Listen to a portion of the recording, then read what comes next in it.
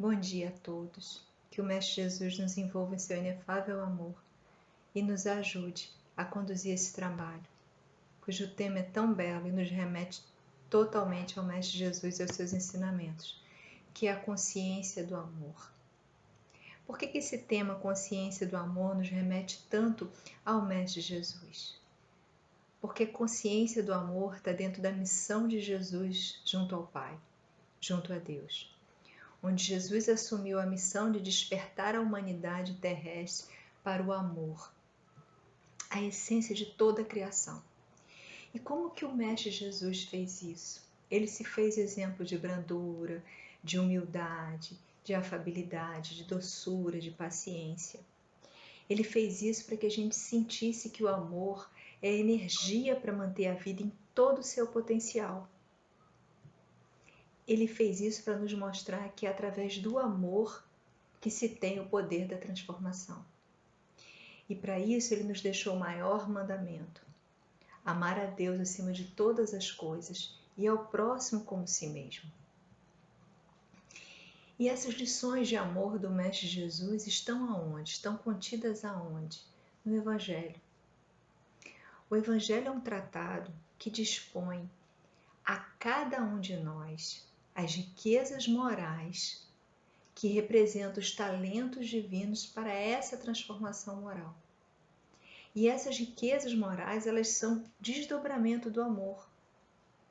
Elas são as virtudes que são frutos do amor. Então, no Evangelho, a gente encontra toda a exemplificação, todas as lições que nos levam ao amor, à caridade e à paz e à plenitude. No capítulo 9 do Evangelho segundo o Espiritismo, Bem-aventurados os mansos e pacíficos, os ensinamentos contidos nesse capítulo do Evangelho, no capítulo 9, eles nos trazem o legado de Jesus, um legado de amor e misericórdia, onde ele nos mostra que nós não devemos desanimar durante esse esforço que nós estamos fazendo de transformação moral, mostrando a nós que, uma vez seguindo suas lições, nós estamos optando pela melhor escolha, que é sempre o caminho do bem. Então ele nos traz uma mensagem de misericórdia, de amor e de esperança. Se nós formos até a lei de justiça, amor e caridade, que está tanto descrita no Evangelho quanto no Livro dos Espíritos, o esclarecimento é muito tranquilo, é muito didático. Ele nos diz que o amor e a caridade são complemento da lei de justiça. E por que isso? A espiritualidade nos explica. Uma vez que se faz todo o bem ao nosso próximo, todo o bem que nós gostaríamos que a nós fosse feito, nós estamos praticando a lei de amor, caridade e justiça. E essa lei de amor e caridade e justiça, ela dá muita luz, ela traz muito esclarecimento ao mandamento de Jesus, quando ele diz: amai-vos uns aos outros como irmãos. Então, se eu faço todo o bem que eu gostaria que a mim fosse feito, eu estou amando meu irmão. E essa lei de justiça, amor e caridade é a lei que rege o homem de bem. Quando nós nos remetemos ao capítulo 17, Sedes Perfeitos, quando ao nos debruçarmos sobre esse capítulo 17, nós vamos ver que ali tem várias características do homem de bem. Às vezes nos entristece um pouco, que a gente se pergunta: será que um dia eu vou conseguir ser assim? Numa reencarnação, não. Numa reencarnação nós não seremos capazes de viver todas as virtudes decorrentes do amor, nem ser o homem perfeito. Isso é um somatório. Cada reencarnação é um novo ponto de partida onde nós trazemos tudo que nós fomos adquirindo nas reencarnações anteriores. Mas nesse capítulo 17, Sedes Perfeitos, o ensinamento da espiritualidade é muito claro. Ela nos diz que o homem de bem, o verdadeiro homem de bem, é aquele que cumpre a lei de justiça, amor e caridade. Ou seja, ele é capaz de abrir mão de si mesmo e fazer ao próximo todo o bem que ele gostaria que fosse feito a ele. E ele faz isso por quê? Porque ele está possuído de um amor, de um sentimento de amor, de caridade ao próximo, fazendo bem pelo bem. Então, nesse capítulo 17, a gente não pode encarar somente como um roteiro, você tem que ter isso, isso e isso para ser um homem de bem. Não, ele vem dar sentido, ele vem significar para nós o que representa ser um homem de bem e qual o caminho a seguir. No capítulo 11, Amar ao próximo como a si mesmo, capítulo do Evangelho segundo o Espiritismo, a lei do amor novamente nos é trazida. Então, o que eu estou fazendo é um passeio pelo Evangelho segundo o Espiritismo, não necessariamente os capítulos em ordem, mas mostrando que ao longo de todo o Evangelho nós temos o legado de amor de Jesus, nós temos as lições de amor de Jesus. Então, no capítulo 11, tem um item que é sobre a lei do amor. E ele nos explica que a lei do amor, ela traduz a nós que toda a doutrina de Jesus está resumida no amor. Por quê? Porque esse é o sentimento de excelência, tá? E os sentimentos são os instintos elevados à altura do progresso feito. O que significa isso? Os sentimentos são os instintos elevados à altura do progresso feito. O homem primitivo ele só tem instintos. Uma vez que ele adquire um certo grau de evolução, porém ainda permanece corrompido, ele tem as sensações. Mas no momento em que ele se eleva, ele consegue o progresso espiritual, ele consegue atingir a plenitude, aí ele tem os sentimentos. Então, é essa a nossa meta, atingir os sentimentos. E todos nós somos capazes de desenvolver isso. Porque o amor é a essência divina. E se a essência divina ela está em cada um de nós. Desde o pior homem, do homem mais vil, ele tem apego por algo ou por alguém. Então o amor está dentro de nós, cabe a nós desenvolver através de um caminho lento, um caminho árduo, porque nós ainda estamos presos a muitas paixões inferiores. Então por isso a gente sofre. Mas todos nós estamos destinados a desenvolver esse amor. E esse amor é um somatório de virtudes, onde nós temos a caridade como carro-mestre, que também é um somatório de virtudes como benevolência, indulgência, perdão, tolerância. Esse amor engloba também a fraternidade, que é esse amor entre todos nós como irmãos, que nos traduz os nossos deveres, os nossos compromissos com o próximo. A fraternidade também se desdobra em virtudes como devotamento, abnegação, compaixão. Nós temos a humildade também como virtude do amor, que nos remete à resignação, à paciência, à obediência. Nós temos a generosidade, que é outra virtude do amor, que também se desdobra em altruísmo, em acolhimento. Então, todas essas virtudes, elas são condutas de excelência. Elas traduzem a dignidade do ser e a nossa capacidade de se inclinar ao bem e se devotar ao próximo.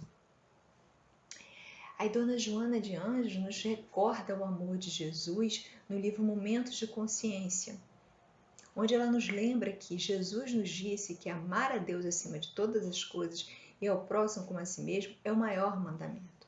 O que significa o amor como sendo o maior mandamento? Significa o amor como a pedra angular de todas as construções do processo evolutivo do ser. O amor a Deus significa um amor de respeito e uma ação preservadora da vida em todas as suas expressões. Amar ao próximo é exercer uma das fraternidades do amor, a fraternidade que une a todos nós, que nos leva a cumprir os nossos deveres fraternos com o nosso próximo. O amor é uma forma de preservar e dignificar a existência. E por que isso? Aonde está esse amor? Esse amor está insito em toda parte, no pulsar da vida como manifestação de Deus, na natureza que a gente contempla, no céu que a gente contempla, no mar, no próximo, em mim. Esse amor está em tudo. Nós só precisamos abrir o nosso coração e sentir ele. E aí no livro Educação de Sentimentos, de Jansson de Camargo, ele tem um capítulo que se intitula O Despertar do Amor. É um capítulo que precede o capítulo da caridade. E quando a gente se debruça sobre esse capítulo, a gente entende que esse despertar do amor é um processo de conscientização. Que conscientização é essa? Nós temos o potencial para o desenvolvimento moral. Para isso nós fomos criados. Se nós fomos criados para a plenitude, para a perfeição relativa, para nos tornarmos espíritos puros, é porque nós temos esse potencial para o desenvolvimento, para a transformação moral em nós. Isso representa um sopro evolutivo da alma que nos impulsiona ao progresso. E nesse processo de transformação, onde do sopro espiritual, onde nós tomamos consciência do nosso potencial de transformação até o nosso progresso, nós temos a consciência do amor, ou seja, o ato de se conscientizar do amor muito presente. Porque através da conscientização do amor é que nós vamos conquistar novos valores no campo da consciência. Então, quando a gente assume o amor, quando a gente compreende a dimensão do amor, não o amor vulgar, o amor que Cristo nos ensinava, a gente passa a dar outro valor, a ressignificar as coisas e as pessoas. E isso ocorre no campo da consciência. E é muito importante que isso ocorra no campo da consciência. Por quê? Porque se a gente se remeter à questão 621 do Livro dos Espíritos, a espiritualidade explica a Allan Kardec, esclarece a Allan Kardec, que na consciência está escrita a lei de Deus. Então, para que a gente atinja esse progresso espiritual que vai nos levar à plenitude, à plenificação íntima máxima, nós precisamos conquistar valores que vão estar a nível da nossa consciência e que são frutos do nosso processo de conscientização do amor, que vai nos permitir utilizar as nossas potencialidades no desenvolvimento e na transformação moral. Então, esse despertar do amor, que se traduz como conscientizar para o amor, ele nos traz uma nova dimensão do amor. Essa nova dimensão do amor verdadeiro que Cristo nos trouxe, nos ensinou, ele faz com que a gente tenha maior consciência de si e da sociedade. Por que consciência de si e da sociedade? Porque ao nos conscientizarmos para o amor e do amor, a gente ressignifica os nossos valores. Isso fica na consciência e isso nos faz enxergar a nossa responsabilidade consigo e com o próximo, com a sociedade. Por que a gente transforma os valores? Porque nós ainda estamos impregnados da animalidade, ou seja, do egoísmo, do orgulho, da vaidade, da inveja, da violência, da sensualidade exacerbada, que tudo isso nos leva ao sofrimento. No momento em que você se conscientiza para o amor, para viver o amor que o Cristo nos ensinou, você conquista novos valores. E você passa a compreender que o nosso sofrimento, que o seu sofrimento é fruto ainda dessa animalidade tão aflorada em nós ainda. Esse é o processo para que nós sejamos capazes de realizar a transformação moral. O desenvolvimento moral, a gente tem que entender que a gente não reencarna somente para resgatar. A gente encarna para renovar. O resgate é uma etapa dessa renovação.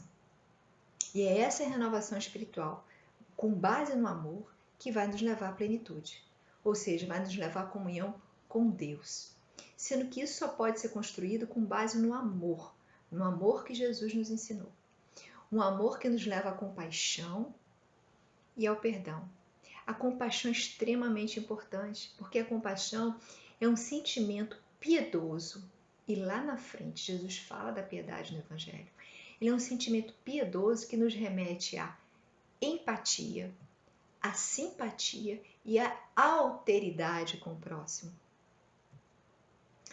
Esses três elementos, eles estão unidos, você não pode separar. Então você tem a capacidade de sentir aquele momento do próximo, de se colocar no lugar dele. Isso você só faz se você for capaz de amar. E é esse amor que nos leva ao perdão.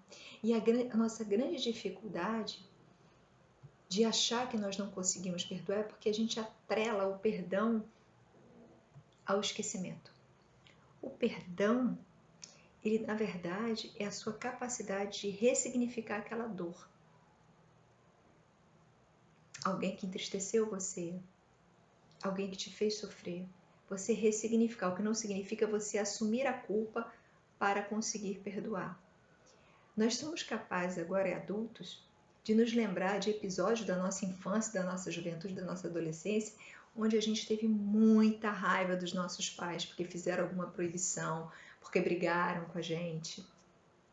E hoje a gente consegue rir dessa situação, a gente consegue compreender o que estava aquilo por trás. Ou seja, a gente ressignificou aquela situação que tanto nos magoou, nos chateou, nos aborreceu, nos deixou com raiva, que a gente quis sair de casa, nunca mais quis ver o pai pela frente. Hoje nós somos capazes de ressignificar isso. Um exemplo também muito prático do dia a dia. Quando nós nos tornamos pais e mães, nós somos capazes de compreender muitos equívocos dos nossos pais e entender que naquele erro a coisa que ele mais queria era acertar.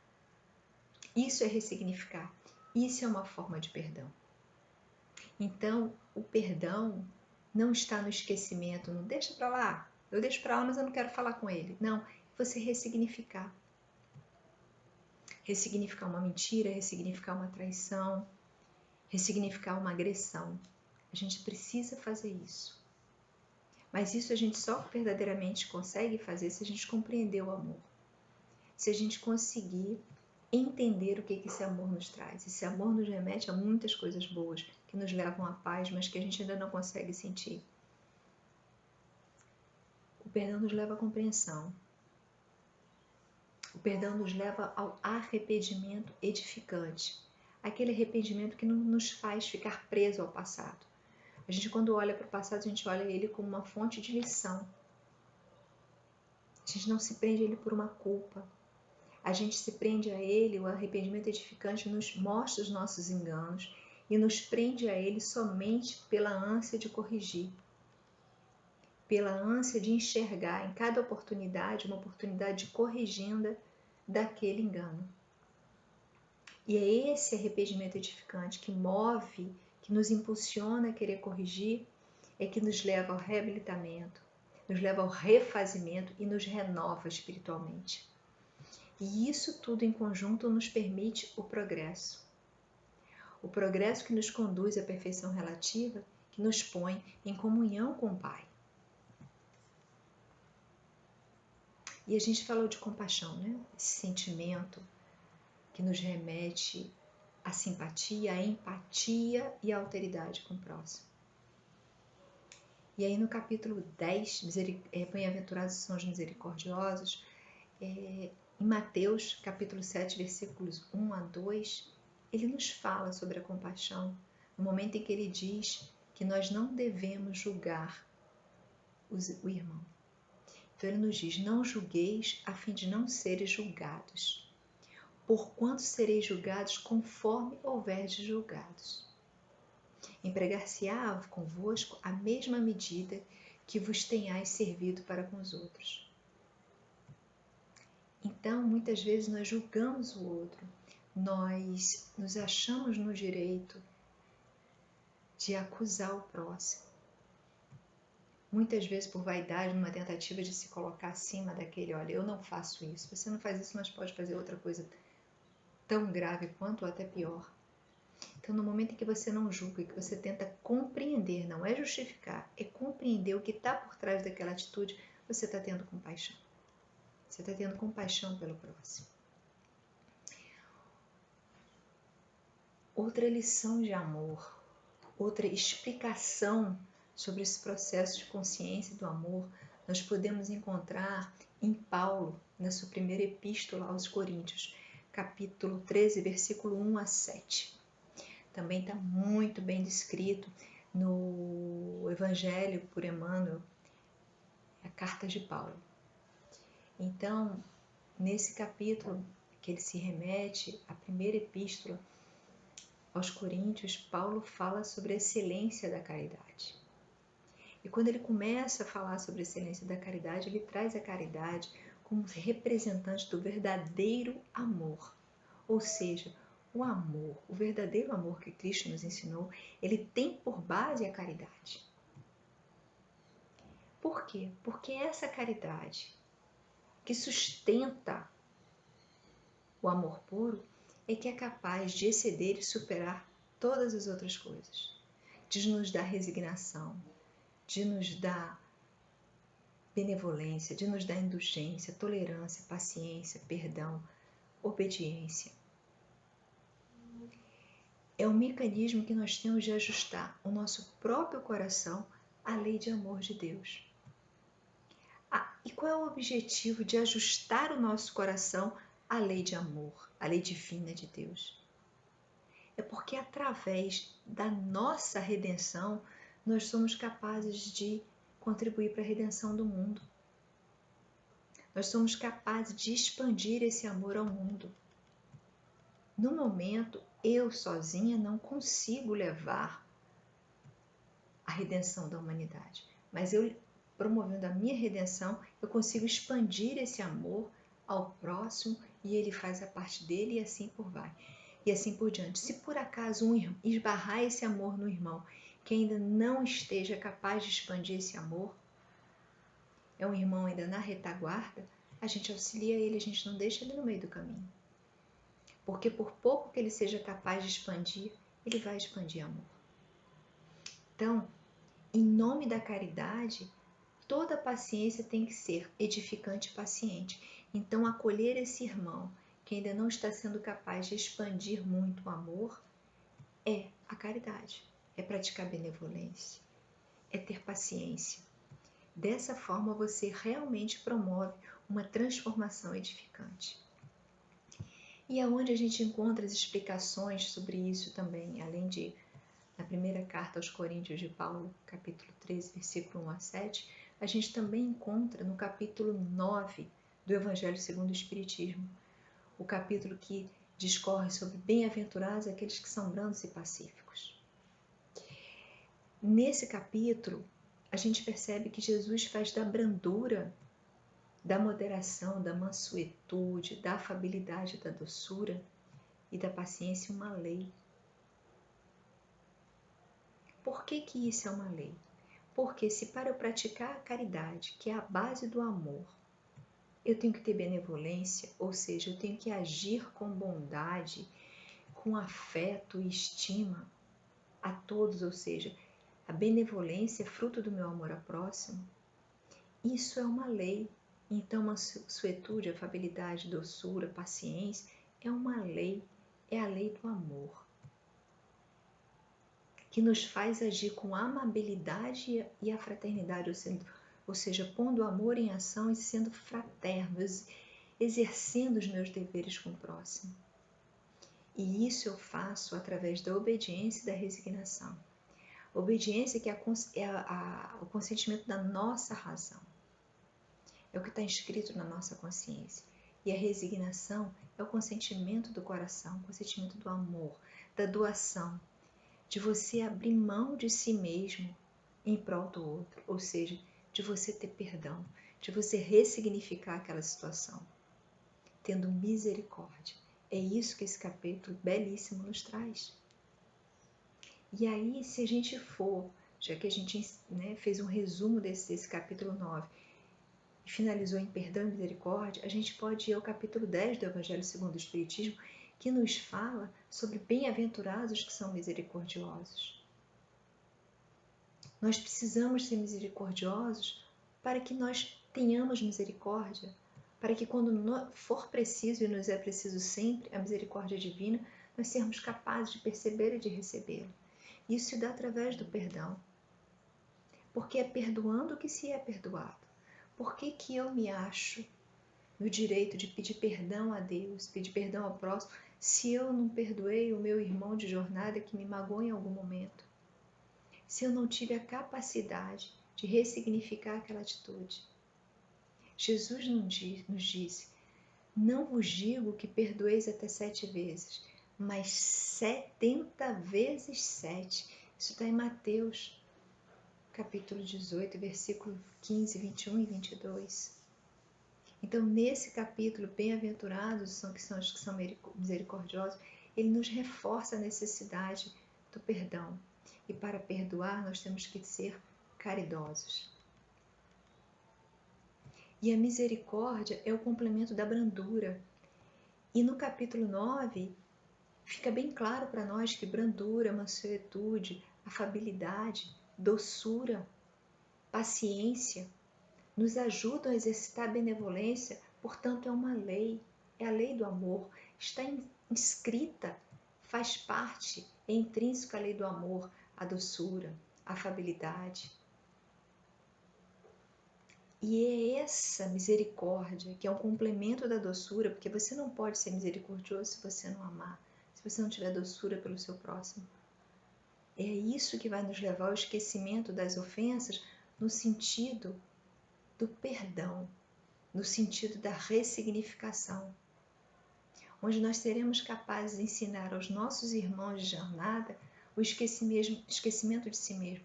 Como que a gente ensina isso? Dando exemplo. Foi assim que Jesus nos ensinou, vivenciando e dando exemplo.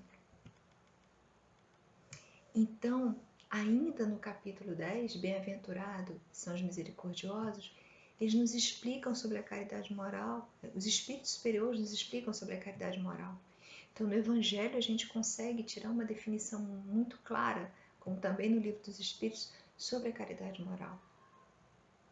Onde a benevolência, essa capacidade de exercer a bondade para com todos, ela nos mostra que nós somos capazes de ter disposição favorável em relação a alguém, seja quem for esse alguém. Ou seja, nós temos a capacidade de exercer a bondade. E a benevolência nos leva à indulgência. A indulgência para com todos, que facilita o nosso perdão aos erros dos outros. Ou seja, nos permite esquecer as ofensas no sentido de não deixar para lá, mas sim de ressignificar, de compreender o erro daquele irmão, ou seja, de se colocar no lugar dele naquele erro. Ter empatia, inclusive, pelo erro, não só pela dor do próximo. E no capítulo 11 do livro 3º, As Leis Morais, do Livro dos Espíritos, o capítulo 11, ele nos remete à lei de justiça, amor e caridade. No item caridade e amor ao próximo, na questão 886, Kardec pergunta qual o sentido da palavra caridade como a entendia Jesus. E a espiritualidade, ela nos traz uma resposta muito exata, muito precisa, muito concisa, que é benevolência para com todos, indulgência para com as imperfeições alheias e perdão das ofensas. E por que que a gente tem que se praticar a caridade moral? Porque a falta de caridade, a ofensa, a falta do perdão, a falta da indulgência e da benevolência é uma transgressão à lei do amor e da caridade.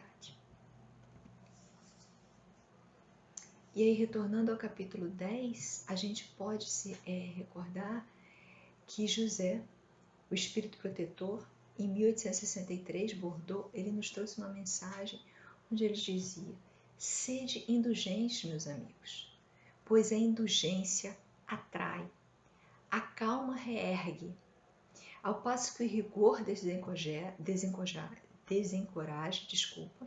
afasta e irrita. Porque a indulgência traz confiança, a indulgência traz autoestima, a indulgência traz respeito, a indulgência traz encorajamento. Na hora que a gente é indulgente com as imperfeições alheias, com o erro dos outros, a gente está dizendo: você errou, mas eu estou com você. Mesmo que naquele momento eu não saiba exatamente qual a direção para corrigir aquele erro, qual a ação para corrigir aquele erro, mas eu estou ali ao lado, amparando, afastando dele a culpa, deixando ele apenas com arrependimento edificante que faz ele acreditar que ele vai ser capaz de reparar aquele erro, aquela imperfeição. Então eu ressignifico aquela situação. Ao passo que se eu usar um rigor excessivo, ou seja, um julgamento pesado, uma acusação, eu vou desencorajar aquele irmão de jornada. Ele vai se afastar de todas as oportunidades de corrigir. Ele vai se irritar, ele vai se revoltar. E a revolta vai contra a resignação, obediência e abnegação. Então, através da prática da indulgência, nós somos capazes de reerguer alguém. Isso é muito importante. Se nós formos agora ao capítulo 13, que a vossa mão esquerda não saiba o que dá a vossa mão direita, tem o item piedade. A piedade está relacionada com tudo que nós estamos falando até agora. Ela se relaciona com a compaixão, com o perdão, com a indulgência, com a benevolência, com a empatia, com a alteridade. É o sentimento mais próximo para vos fazer progredir, nos afastando do egoísmo. É o sentimento que dispõe a nossa alma à humildade, à beneficência, ao amor ao próximo. A piedade, ela nos aproxima da beneficência porque ela nos permite ter a vontade e a praticar o bem em benefício do próximo. Então, a beneficência a piedade, é um sentimento muito digno que nos ajuda no processo de remissão. Então, nós estamos vendo que tudo nos remete à caridade, que é a base do amor. Então, se estamos falando de conscientizar para o amor, nós estamos falando de caridade, pois conscientizar o amor, conquistar novos valores, promover a transformação moral, nós só podemos fazer isso se for com a prática da caridade. E o capítulo 15 do Evangelho segundo o Espiritismo, ele nos diz que fora da caridade não há salvação.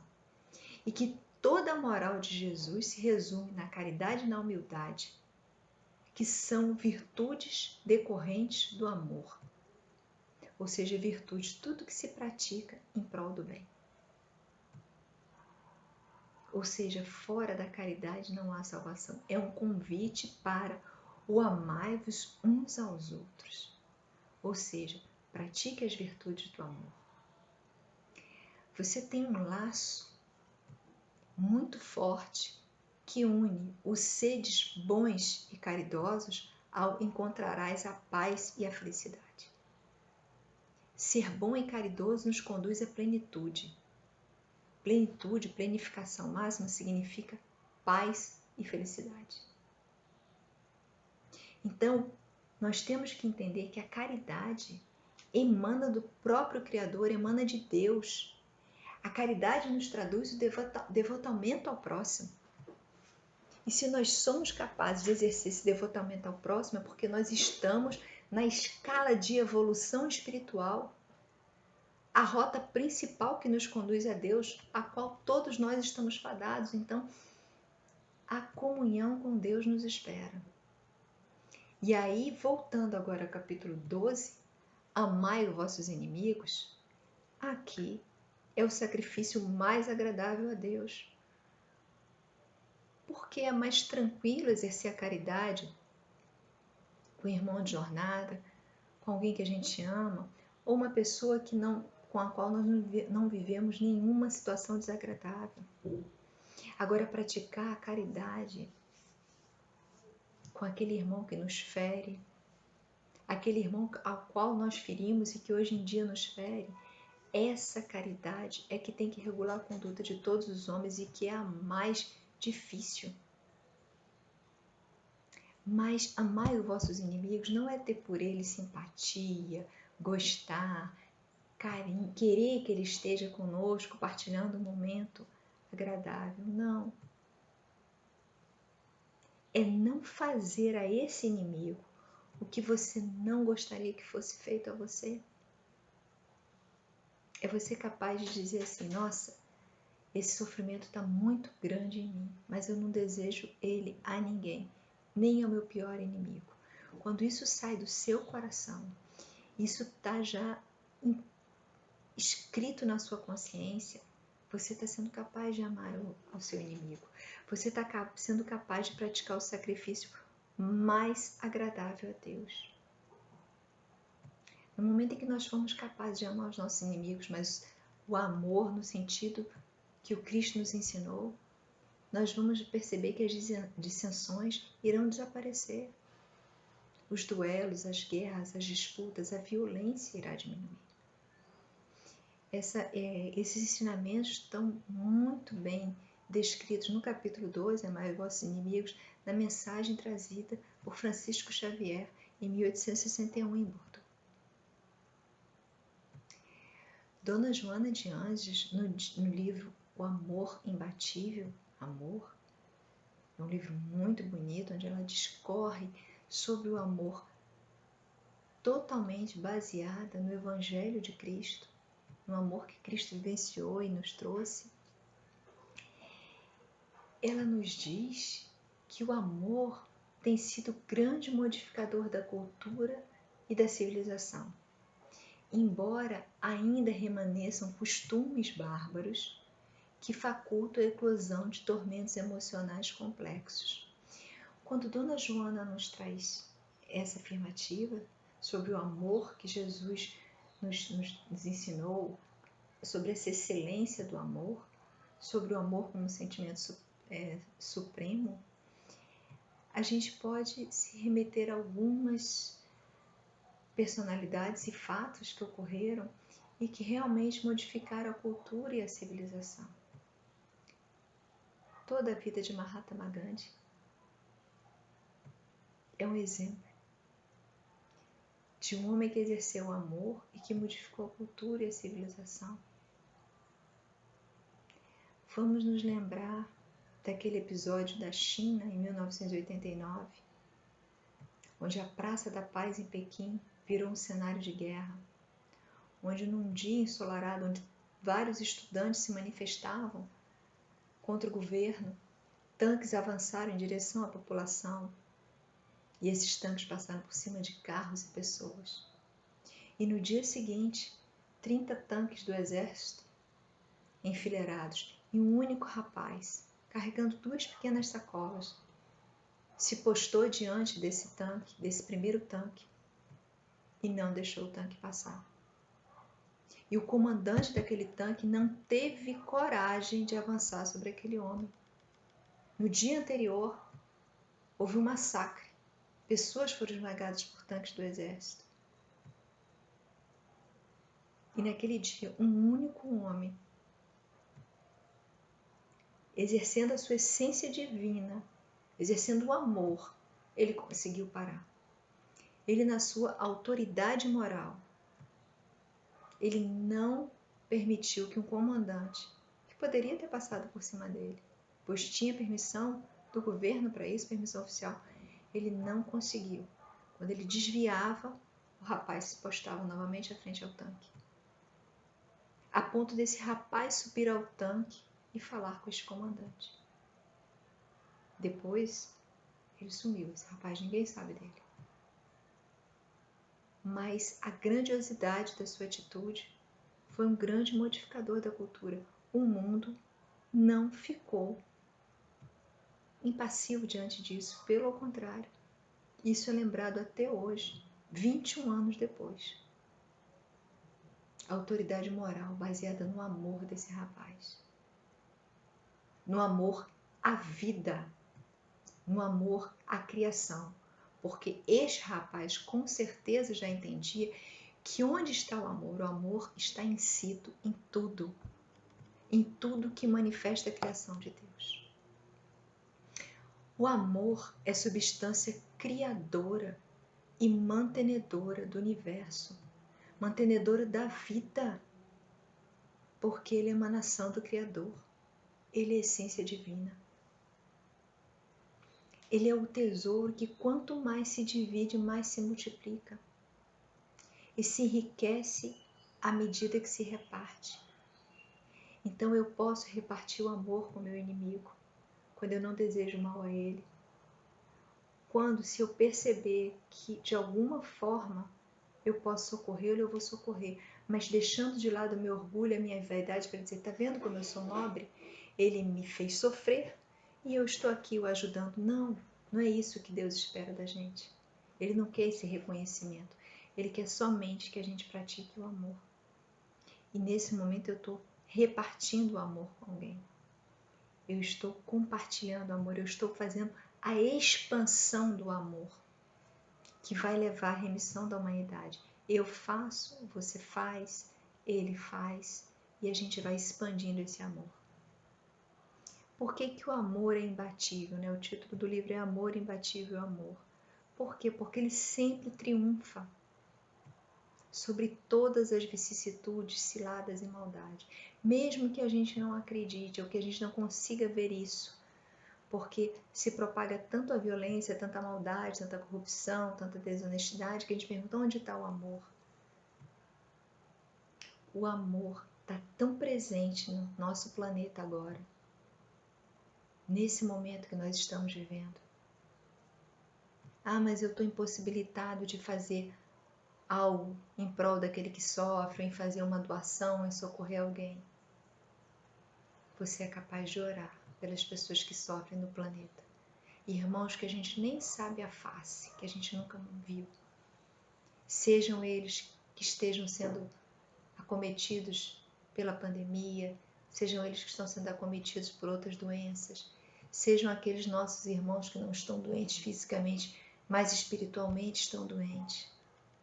Sejam os nossos irmãos que estão em vulnerabilidade material, de carência de alimento, de moradia, de afeto, mas sejam aqueles irmãos que estão na vulnerabilidade moral, aos quais falta o amor. Então, seja qual for a vulnerabilidade e o sofrimento do nosso amor, do nosso irmão, ao orarmos por ele, sem nem saber quem é, nós estamos exercitando o amor, nós estamos expandindo o amor. E isso está sendo feito no nosso planeta agora, com certeza, como jamais foi feito. Então o mal não vai vencer o bem, jamais. Agradeço a atenção de todos. Lembro o que o Mestre Jesus nos disse. Paz e coragem. Jesus é conosco hoje e sempre, para nos fortalecer e nos carregar quando nós achamos que não temos mais força para lutar. Mas enquanto vivermos na direção do amor, tendo a boa vontade, mesmo que a gente ainda não consiga exercer em sua plenitude, mas tendo a boa vontade de viver o amor, assim nós continuaremos mantendo a centelha divina acesa em cada um de nós. Obrigada, bom domingo a todos.